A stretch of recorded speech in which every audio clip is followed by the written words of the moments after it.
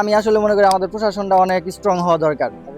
এমন এমন একটা স্ট্রং হওয়া দরকার, প্রশাসন দেখে জানি মানুষ ভয় পায় এমন হওয়া দরকার। আবার প্রশাসনকে যাতে মানুষ বন্ধুর মতন ভাবে, এই দুইটা ক্যাটাগরি যখন থাকবে তখন তখন আমাদের বাংলাদেশ চেঞ্জ হবে, তার আগে চেঞ্জ হবে না ভাই। ভাই আমি চায়নাতে আছি, আমার মনে হয় যে আমি বাংলাদেশের কালচার হিসাবে, বাংলাদেশের পরিবেশ হিসাবে আমি 50 বছর এগিয়ে আছি। সবকিছু কত অত্যাধুনিক, সবকিছু কত অত্যাধুনিক, কত সহজ, কত সরল সোজা মানুষ এখানে। হ্যাঁ, ভালো মন্দ সব জায়গায় আছে, চায়নাতেও খারাপ মানুষ আছে, এমন না যে সবাই ভালো, ঠিক আছে, কিন্তু বাংলাদেশের তুলনায় অনেক ভালো। আমি আমি যে কথা অ্যাকচুয়ালি এটা হচ্ছে আমার প্রথম প্রথম ঘুরতে বাইর হওয়া নাজু ভাইয়ের সাথে। উজুতে আসার পরে আসলে অনেকগুলা ছোটোখাটো পার্কে ঘুরলাম। এটাও অনেক সুন্দর আসলে। চায়নার পার্কগুলা এত মনোরম পরিবেশে অবস্থিত যে এত বড় বড় পার্ক, এগুলাতে অত আহামরি মানুষ নেই। অথচ আমাদের দেশে ছোটোখাটো পার্কে, হ্যাঁ ছোটোখাটো একটা পার্কে কত মানুষ, কত মানে একটা হাইপ থাকে। অথচ দেখেন, এটা যদি আমাদের দেশে হইতো, আমার মনে হয় এটা হচ্ছে আমাদের বাংলাদেশের ফার্স্ট ক্লাস পার্ক। কিন্তু দেখেন, এটা চায়নাতে মনে হয় না সেরা 10-এর, মানে যেরকম সেরা মানের পার্কগুলো থাকে ওই কোনো লিস্টে আছে, র্যাঙ্কিং এ নেই। তারপরেও দেখুন, চায়নাতে যতগুলা পার্ক আছে প্রত্যেকটা পার্কে যাতে মানুষ খুব মনোরম পরিবেশে তার শরীর চর্চা করতে পারে, ওই ধরনের ইকুইপমেন্ট গুলো কিন্তু এখানে আছে ভাই। এরপরে ধরেন আপনি প্রাকৃতিক জিনিসটা দেখবেন, এটাও আছে। আবার দেখেন ভাই, ছোট একটা কি বলে এগুলা, লেক, হ্যাঁ অনেক সুন্দর লেক। এরপরে হচ্ছে এই পুরো পার্কে অনেকগুলো ফুল গাছ, হ্যাঁ একটা ফুল ছিঁড়ে কেউ কাউকে দিচ্ছে না। অথচ দেখা গেছে অনেক কাপল আসতেছে, কাপলে একটা ফুল ছিঁড়ে তার প্রেমিকার কানে গুজে দিচ্ছে না। মানে এই জিনিসগুলো অবশ্যই ভালো লাগতেছে। এত সুন্দর একটা মনোরম পরিবেশ। এখানে ইয়াংদের চাইতেও ময় মুরব্বীরা বেশি ভাই, আপনি মনে হয় খেয়াল করছেন? হ্যাঁ, অবশ্যই ভাই। হ্যাঁ হ্যাঁ। কিন্তু ভাই আপনি যদি আমাদের দেশের প্রেক্ষাপট অনুযায়ী দেখেন, এই ধরনের পার্কে তো ময় মুরব্বীরা আসেই না, বরঞ্চ টোকায় মোকায় ছাপড়ি ছুপড়ি পোলাপানে ভর্তি। এরপর হচ্ছে ভাই কাপল পোলাপানে তো ফেতনা আছেই। হ্যাঁ, তো সবকিছু মিলে ভাই এরকম মনোরম পরিবেশ দেখতে যেমন সুন্দর, আবার এসব পরিবেশে আমি আসি কথা বলতেছি ভাই, এটা আমার জন্য অনেক। সো চলেন ভাই আমরা আরো সামনে আগে আরো উপভোগ করি। ভাই আপনি কি বলবেন? আমার তো অনুভূতি আমি আর প্রকাশ করতে পারতেছি না, আমি আটকা পড়ে মারা যাচ্ছি। আচ্ছা দাও আমি কিছু বলি। তো সাব্বির যেটা বললো যে তার মানে আসলে বাংলাদেশের লোকজন থাকলে এখানে একটু শৃঙ্খল টাইপের কিছু হতো, আসলে এটা স্বাভাবিক। এটা হচ্ছে গিয়া কালচার, আমাদের বাংলাদেশের কালচারটাই আসলে এরকম হয়ে গেছে যে পাশ দিয়ে কোনো কাপল গেলে অন্য কোনো বন্ধু বান্ধবরা মিলে আড্ডা দিতেছে, তো ওইখানে তারা কোনো না কোনো একটা ব্যাড কমেন্ট করেই ফেলায়, ঠিক আছে। তো এখানে বাংলাদেশকে কিন্তু ছোট করা হচ্ছে না, এটা কিন্তু বাংলাদেশের আসলে এটা জাস্ট আমরা তুলে ধরার চেষ্টা করতেছি যে এখানকার যে পরিবেশ, এখানকার যে সুন্দর অবস্থা, এরকম এরকম দেখে দেখে হলেও আমাদের বাংলাদেশের মানুষজন যদি শিখতে পারে বা জানতে পারে। দেখুন এরা কত তার মানে রোমান্স করুক রাস্তা দিয়া, ওরা কিস করতেছে, হাত ধরে হাঁটতেছে, কিন্তু কেউ কাউকে কিছু বলতেছে না যে এই তুই এটা করলি কেন, এই তুই এটা করলি কেন।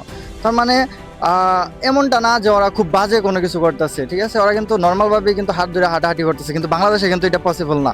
বাংলাদেশে আপনি আপনার বউকে নিয়েও যদি হাত ধরে হাঁটেন, তারপরেও দেখবেন বাহির থেকে কেউ ব্যাড সাউন্ড দিব। তো আসলে দেখে দেখেও অনেক কিছু শেখা যায়। তো চায়নার যে পরিবেশ, চায়নার যে ওয়েদার, চায়নার যে কালচার, সবকিছু থেকে আমরা ইমপ্রেস, ঠিক আছে। আসলে এখানে যদি আমরা লং টাইম থাকি, আমরা অলরেডি যে পরিবেশে ছিলাম ওই পরিবেশ থেকে কিন্তু এই পরিবেশে আসার পরে কিন্তু আমাদের কিন্তু আসলে অনেক কিছু চেঞ্জ আসছে আমাদের ভিতরে, আসছে না? আমরা কিন্তু এখন আর তার মানে দেখা গেছে বন্ধু বান্ধবদের সাথে একটু মজা ঠাট্টা করতাম তার মানে বাংলাদেশে, কিন্তু এখানে কিন্তু এরকম হয় না। আসলে যে যেখানে থাকে সেই কালচার অনুযায়ী কিন্তু মানুষ চেঞ্জ হয়। তো আমি আমি খুবই আশা করব যে বাংলাদেশেও এরকম সুন্দর একটা কালচার হোক, সুন্দর একটা পরিবেশ হোক, ঠিক আছে, যেখানে কোনো জায় ঝামেলা থাকবে না, কোনো তার মানে মার দৌড় কাটাকাটি বা টিজিং টাইপের এই বাজে কোনো কিছু থাকবে না। চায়নাতে বা টিজিং এর কথা তো আপনি মুখেও আনতে পারবেন না। যদি একটা মেয়ে যদি কমপ্লেন করে, একটা মেয়ে যদি কমপ্লেন করে যে আপনি হচ্ছে চায়নার একটা মেয়েকে ইফটিজিং করতেছেন, তার গোষ্ঠী শুদ্ধা তার মানে চাঙ্গে তুলে ফেলাবো পুলিশে। এখানকার প্রশাসন এত স্ট্রং, ঠিক আছে, আমাদের বাংলাদেশের প্রশাসনেরও উচিত এরকম স্ট্রং হওয়া দরকার, ঠিক আছে। এই যে বাংলাদেশে কত ধর্ষণ হচ্ছে, কিন্তু এটা নিয়ে কিন্তু ওইরকম কোনো স্টেপ হচ্ছে না, ঠিক আছে। কি আফগানিস্তান নাকি কোথায় জানি আমি একটা ভিডিওতে দেখলাম যে দর্শন করছিল বিদায় তাকে অর্ধেক গাড়ার পরে পাথর দিয়ে ঢেলে ঢেলে মারা হয়েছে।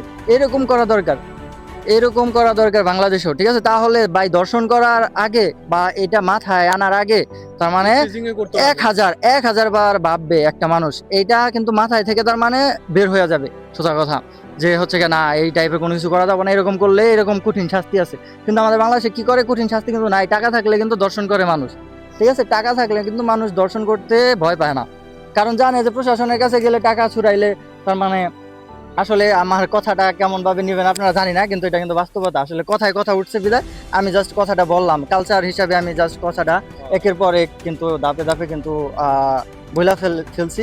তো আমি আসলে মনে করি আমাদের প্রশাসনটা অনেক স্ট্রং হওয়া দরকার, এমন এমন একটা স্ট্রং হওয়া দরকার, প্রশাসন দেখে জানি মানুষ ভয় পায় এমন হওয়া দরকার। আবার প্রশাসনকে যাতে মানুষ বন্ধুর মতন ভাবে, এই দুইটা ক্যাটাগরি যখন থাকবে তখন তখন আমাদের বাংলাদেশ চেঞ্জ হবে, তার আগে চেঞ্জ হবে না। ভাই ভাই আমি চায়নাতে আছি, আমার মনে হয় যে আমি বাংলাদেশের কালচার হিসাবে, বাংলাদেশের পরিবেশ হিসাবে আমি 50 বছর এগিয়ে আছি। সবকিছু কত অত্যাধুনিক, সবকিছু কত অত্যাধুনিক, কত সহজ, কত সরল সোজা মানুষ এখানে। হ্যাঁ, ভালো মন্দ সব জায়গায় আছে, চায়নাতেও খারাপ মানুষ আছে, এমন না যে সবাই ভালো, ঠিক আছে, কিন্তু বাংলাদেশের তুলনায় অনেক ভালো। আমি যে কথাগুলো বললাম এটা কি সত্যি নাকি মিথ্যা তুমি বলো?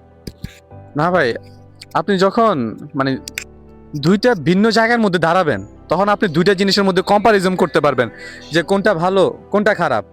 হ্যাঁ, আমরা বাংলাদেশেও দেখে আসছি ছোটবেলা থেকে এ পর্যন্ত, এখন আবার চায়নাতে আসছি মাত্র 5-6 মাস, কিন্তু আমরা তফাৎটা বুঝি যে আমাদের কোথায় দুর্বলতা আছে, আমাদের কোথায় কি কি সমস্যা আছে আমরা দেখতে পারতেছি। তো সবকিছু মিলে আমরা আজকে পার্কটা ঘুরতে আসছি। অবশ্যই আপনাদেরকে আমরা আরো সভ্যমূলক কথাবার্তা পরবর্তী ভিডিওতে বলবো। এখন আমরা আপনাদেরকে চায়নার একটা ছোট পার্কের কি কি ধরনের সৌন্দর্য এখানে বিদ্যমান আমরা সেটা আপনাদের সামনে উপস্থাপন করব। Let's go.